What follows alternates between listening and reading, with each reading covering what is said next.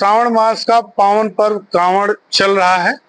ऐसे में देखा जा रहा है कि हरियाणा, हिमाचल, पंजाब, पश्चिमी उत्तर प्रदेश समेत तमाम जगहों से कांवड़ यात्री आ रहे हैं और एक प्रतिस्पर्धा का दौर जैसे चल रहा हो उस तरह का दौर भी चल रहा। कोई 1 क्विंटल कांवड़ जल लेके जा रहा है तो दूसरा 1.5 क्विंटल ले जाने का प्रयास कर रहा है। स्थिति यह है कि किसी को बैंड बांधना पड़ रहा है, कोई गर्म पट्टी बांध के चल रहा है। ऐसे में विशेषज्ञ चिकित्सक बताते हैं कि कहीं न कहीं यह स्वास्थ्य पर भी बुरा प्रभाव डाल रहा है, खास तौर पर महिलाओं के लिए। जो महिलाएं कांवड़ लेकर इतनी लंबी दूरी 400-400 किलोमीटर, 500-500 किलोमीटर दूरी तय कर रही हैं, उनका भारी वजन लेकर परिवहन करना, पैदल चलना ठीक नहीं है। ऐसे में हमारे संत समाज से भी एक अपील की जा रही है कि प्रतिस्पर्धा का दौर न लगाएं। जलाभिषेक 1 बूंद जल से, 1 लोटा जल से भी हो सकता है। 1.5 क्विंटल, 1 क्विंटल जल लेकर जाना कोई आवश्यक नहीं है। आज हम बात करने आए हैं अखिल भारतीय अखाड़ा परिषद के अध्यक्ष श्री महंत रविंद्र पुरी जी महाराज से, जो भक्तों से अपील करेंगे कि वह इस तरह की प्रतिस्पर्धा न लगाएं कि बाद में उनको स्वास्थ्य से संबंधित समस्याओं से जूझना पड़े। अमर उजाला को बहुत बहुत आशीर्वाद, साधुवाद। आपने बिल्कुल ठीक कहा। इस समय कांवड़ का स्वरूप बदल चुका है। हमने देखा है हजारों की संख्या में ऐसे लोग हैं जो कंधों पे 2-2 क्विंटल गंगा जल लेके जा रहे हैं। एक तरफ से 5 मटके, दूसरी तरफ से 5 मटके। जब हमने जल पूछा कितना जल है, बोले महाराज 2 क्विंटल जल है। मैं समझता हूँ आप कंपटीशन करने नहीं आए हैं, आप यहाँ पे ताकत दिखाने नहीं आए हैं, आप भगवान शंकर को प्रसन्न करने आए हैं। भगवान शंकर ऐसे भोलेनाथ है जो एक जल से ही, 1 लोटा जल से ही प्रसन्न होते हैं। आपको इतना जल लेने की आवश्यकता नहीं है। मैं अपने भाइयों से पूछना चाहता हूँ, आप साक्षात शंकर स्वरूप है, आप साक्षात भगवान शंकर के गण है, भगवान शंकर के दूत है। आपको समझना चाहिए जब इतना वजन आपके कंधे पे होगा, आपके कंधों का क्या हाल हो जाएगा, आपके कमर का क्या हाल हो जाएगा, आपके घुटनों का क्या हाल हो जाएगा।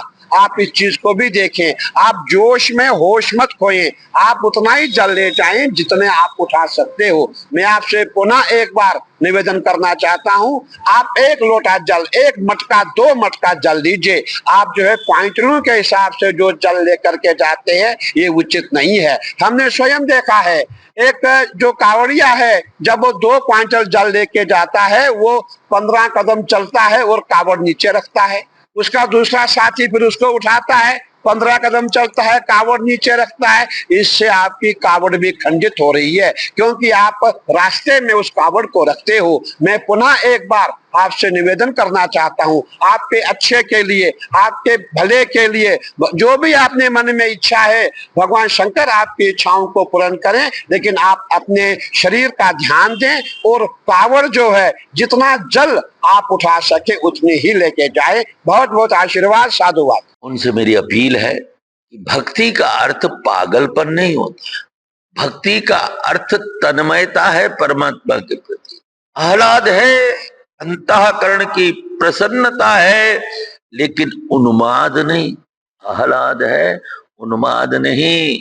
भगवान की भक्ति में आस्था है, होड़ नहीं। आज मैं जब देखता हूं छोटे छोटे बच्चे, माताएं, पुरुष इतना अधिक पानी ले लेकर जा रहे हैं, गंगा जल लेकर जा रहे हैं, चला नहीं जा रहा है। ये कोई भक्ति नहीं है, इससे कोई भगवान प्रसन्न होने वाले भी नहीं है। भगवान तो जल की 1 बूंद से भी प्रसन्न होंगे। और यदि तुम्हारा अंतःकरण पवित्र नहीं है तो 10 क्विंटल भी जल ले जाओ, भगवान प्रसन्न होने वाले नहीं। भगवान देखते हैं कि तुम जिस जल को मेरे ऊपर चढ़ा रहे हो उसमें कितनी शुचिता है, पवित्रता है, आत्मीयता है। भगवान तुम्हारी कांवड़ के जल का मूल्यांकन इससे करते हैं। बड़ी कांवड़ हो तो, छोटी छोटी कांवड़ हो तो, एक छटाक गंगा जल हो तो, सेरों गंगा जल हो तो, भगवान तो केवल आपकी पवित्रता देखते हैं, आपका समर्पण देखते हैं, आपका त्याग देखते हैं। अरे और तो और, अगर गंगा जल की एक भी बूंद ना हो, शिवरात्रि के पर्व पर आंख की एक बूंद भी यदि शिवलिंग पर गिर जाएगी तो तुम्हारा अनुष्ठान पूर्ण हो जाए। इसलिए ये जो भाग दौड़, मार्ग में रुकावट, जाम, कब कहां ये झगड़ा कर दे, ये हमारी भक्ति के लिए कलंक है। भक्त को देखकर लोग आतंकित नहीं होते हैं, प्रसन्न होते हैं। और आज मैं देखता हूं कि हमारे कांवड़ के लोग जब आते हैं, भक्त आते हैं, तो सड़क पर लोगों में भय उत्पन्न होता है। इसलिए मेरा आग्रह है, जिस प्रकार से यहाँ का पुलिस प्रशासन तत्परता के साथ कांवड़ियों का सम्मान कर रहा है, जिस प्रकार यहाँ की सरकार और शासन की व्यवस्थाएं दिन रात परिश्रम करके इन कांवड़ियों का अभिनंदन और इनका वंदन कर रही है। और मैं क्या समझता हूं, इस देश के इतिहास में ये एक अनूठा अध्याय है कि प्रदेश का मुख्यमंत्री कांवड़ियों के आके चरण धोता है। जो कांवड़िया भगवान का अभिषेक करता है, यहाँ का शासन उनके चरण धोता है। तो कांवड़ियों का भी जो आचरण है वो बहुत गंभीर मर्यादा पूर्वक होना चाहिए। मैं यहाँ कांवड़ में आने वाले सभी श्रद्धालुओं को आशीर्वाद देता हूं और भगवान शिव से प्रार्थना करता हूं कि उनकी इच्छाएं पूरी हों।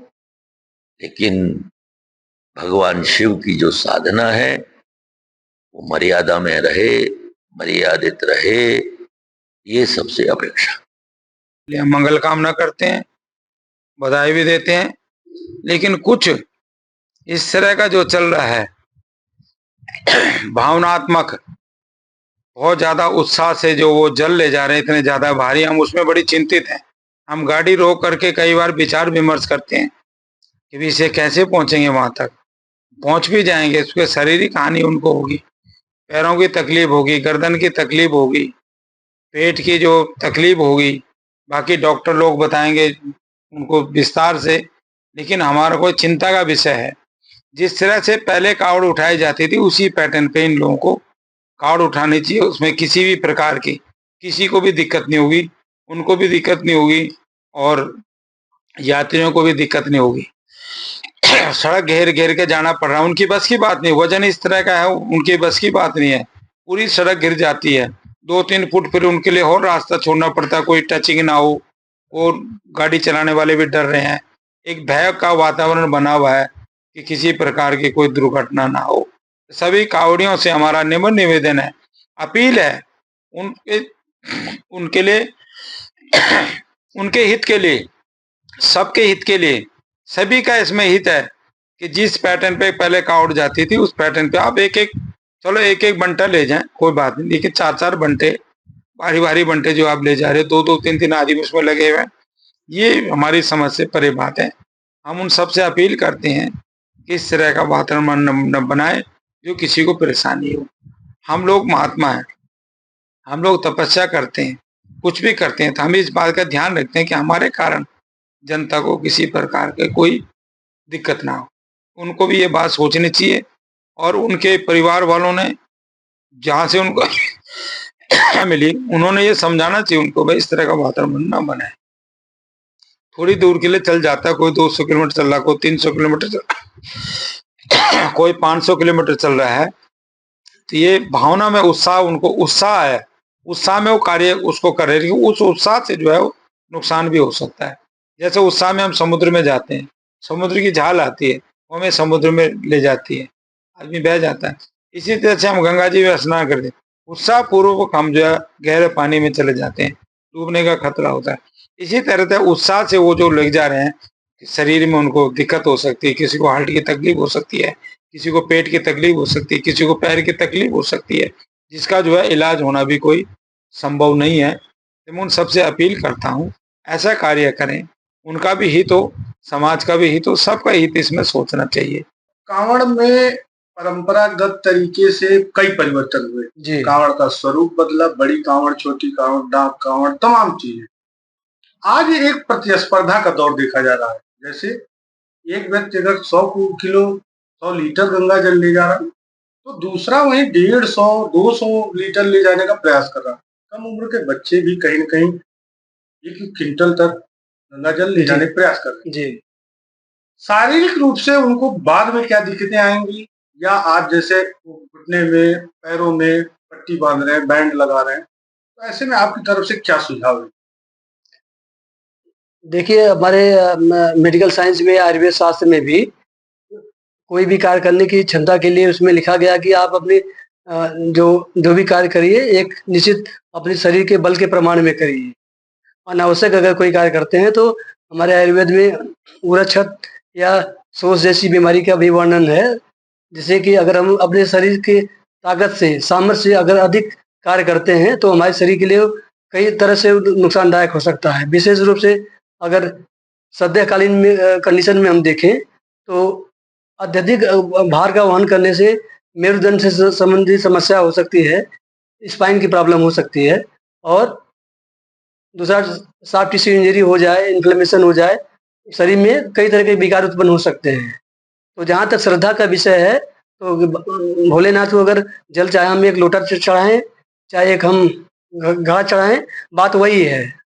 प्रसन्न एक लोटा से भी होंगे, घड़े से भी होंगे। तो ये एक दूसरे का देख करके आपस में प्रतिस्पर्धा के भाव से इस तरह का जो लोग कर रहे हैं कि अत्यधिक मात्रा में जल ले जा रहे हैं कई-कई, इससे बहुत सारा आम पब्लिक को भी बड़ी समस्या हो रही है। क्योंकि जल लेके जब जाते हैं तो इतने ज़्यादा भार को वहन करने में लगातार तो कोई चल पाएगा नहीं, थोड़ी-थोड़ी दूर पे विश्राम करना पड़ेगा। तो बीच सड़क में, बीच चौराहे पे, अलग-अलग जगह पे इसको पात्रों को ये रख दे रहे हैं, जिससे कि यातायात बाधित हो रहा है और कांवड़ की परंपरा भी खंडित हो रही कहीं न कहीं से, कि किस जगह पे रख रहे हैं उसको, वो जगह शुद्ध है कि नहीं है, साफ है कि नहीं है। तो फिर आप अगर श्रद्धा भाव से जा रहे हैं तो सही तरीके से अगर हम मंदिर में जाते हैं जल चढ़ाने के लिए तो स्नान करके स्वच्छ होकर के जाते हैं, और ये होता है कि कहीं से हमारा जो भी हम अर्पण कर रहे हैं, जल कर रहे हैं, फूल कर रहे हैं, कुछ भी कर रहे हैं, तो कहीं से तरीके से दूषित न हो, स्वच्छ हो। तो फिर अगर हम श्रद्धा भाव से जल चढ़ाने जा रहे हैं तो कोशिश हमारी ये होनी चाहिए कि एक दूसरे का देख करके हम जल की मात्रा ज़्यादा न ले जाएँ, जल को सुरक्षित तरीके से ले जाएँ, हम भी सुरक्षित रहें, आम पब्लिक को भी सुरक्षित रखें, उनको भी कोई बाधा न हो, और प्रॉपर तरीके से जो हमारा अनुष्ठान है, जो हम जलाभिषेक करने जा रहे हैं, वो हम जलाभिषेक करें, ताकि भोलेनाथ की जो कृपा हम लोगों को बननी है वो बनी रहे। भी हैं, छोटे बच्चे हैं जो अत्यधिक भार लेके पैदल चल रहे हैं। जी। अभी तो उत्साह में वो कर रहे हैं, बाद में उनको क्या समस्या आ सकती है? जैसा कि हमने पहले आपसे चर्चा किया कि हमारे चरक संहिता में अयथा बल आरंभ एक शब्द आया हुआ है कि हम अपनी सामर्थ्य से ज़्यादा कार्य करना, जो कि राजक्षमा, जिसको कि आज के समय में हम ट्यूबरकुलोसिस से, टीबी से कोरिलेट करते हैं। तो अगर हम अपनी सामर्थ्य से ज़्यादा भार वहन कर रहे हैं या शारीरिक श्रम कर रहे हैं तो कहीं न कहीं से वो हमारे शरीर के धातुओं का शोषण करता है, धातुएँ हमारी नष्ट होती हैं, और धातुओं के बल के ऊपर ही हमारे शरीर का इम्यून सिस्टम भी है। तो दीर्घ काल में हमारे शरीर का बल क्षीण होगा, और बल क्षीण होने से हमें कई तरह की संक्रामक बीमारियों का भी सामना करना पड़ सकता है। संक्रामक बीमारियों का मीन्स हमारा अगर इम्यून सिस्टम वीक हो गया, धातुएँ क्षीण हो गई तो इम्यून सिस्टम वीक होगा, तो किसी भी तरह के इन्फेक्शन से हम आसानी से जो ग्रसित हो सकते हैं।